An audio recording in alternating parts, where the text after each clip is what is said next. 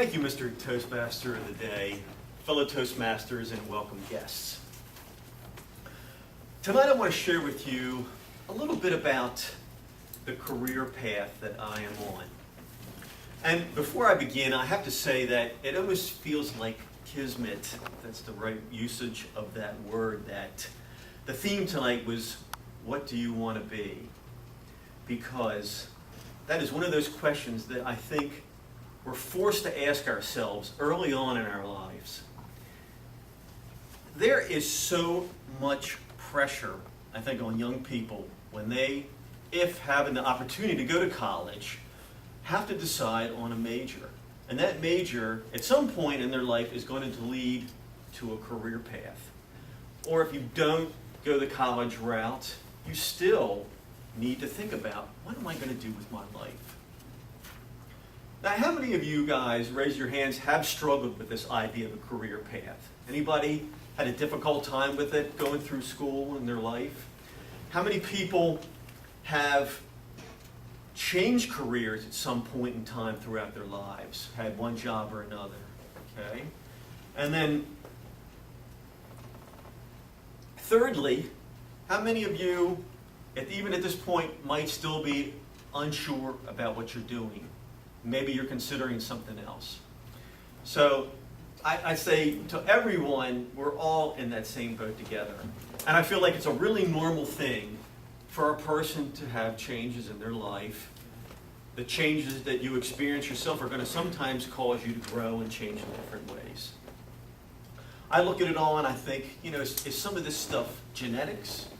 Is it mental and physical gifts that we're blessed with that lead us in certain things? Is it fate? Is it an accident that we end up in a career?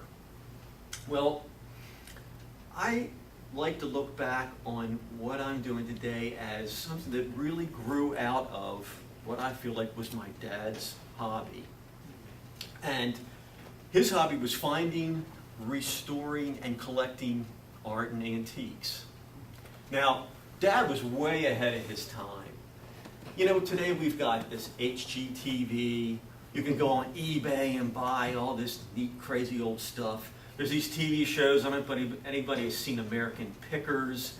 There's a new one that's called Sister Pickers. These two girls that are out there beating the bushes, turning up all this great old stuff and doing things with it. Well, my dad was doing this 40 years ago or so. These were the days when antiques and things really weren't that popular. And Dad's motto was, buy it cheap and buy it broken. Because he loved a bargain. And I think his theory was he would go to a white elephant table at a church, or he'd go to an auction sale or flea market, and he would look for the best thing, but it was in the worst shape. It was like that piece of furniture that, I don't know, he just somehow knew that underneath of all that crusty paint and this dirty black varnish was probably like some beautiful crotch grain mahogany veneered thing that had inlay. I don't know how he could do it. He would spot this stuff. But he'd buy it, he'd bring it home, and I was that kid, and maybe it was a reaction to these old things, but I was like, Mom and Dad, when I grow up, I want everything new. I don't want this old stuff that somebody else has used. I want it slick and shiny and like right out of the store. So I really took a stand as a young person against all this old stuff. And yet, he kind of like suckered me into it. He had his little workshop in the basement, and I'd be the one helping him bring stuff out of the car. Sometimes a piece of furniture would arrive in 4 or 5 boxes. I mean, it was in such bad shape. I don't know how he had the vision to see that there was something left in all that junk that was going to turn out to be something good, but he did. I'd help him put it up on the sawhorses. He'd call me down, Dave, I need you to hold one end of the clamp so we can tighten the clamp up and draw this thing together. The glue will harden and it'll put it back together. And I slowly, over the years, I just started seeing some value in this stuff.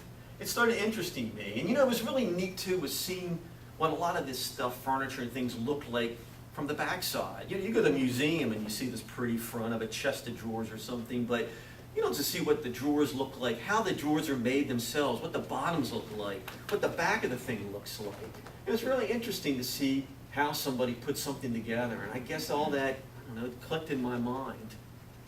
So Today, I run a company that's closely held that I started about 25 years ago, and we produce, in my mind, is what are the most exquisitely hand-built pieces of furniture that are inspired by anything from 18th century European antiques to 1930s Art Deco to the most streamlined modern things that are out there. We make this product that we produce out of wood and metal and marble and glass, or almost anything that our clients want it to be made out of. And how do I begin a thing like this? You know, I knew I wanted to do this, but I did not have millions of dollars of resources and a company and a group of people to back me up. I had to start this all by myself. It was like the Bill Gates thing out of the garage. It was just me. And I knew the antiques business enough from Dad's experience that I was able to open a shop and buy some antiques. But every month I would design a couple new things.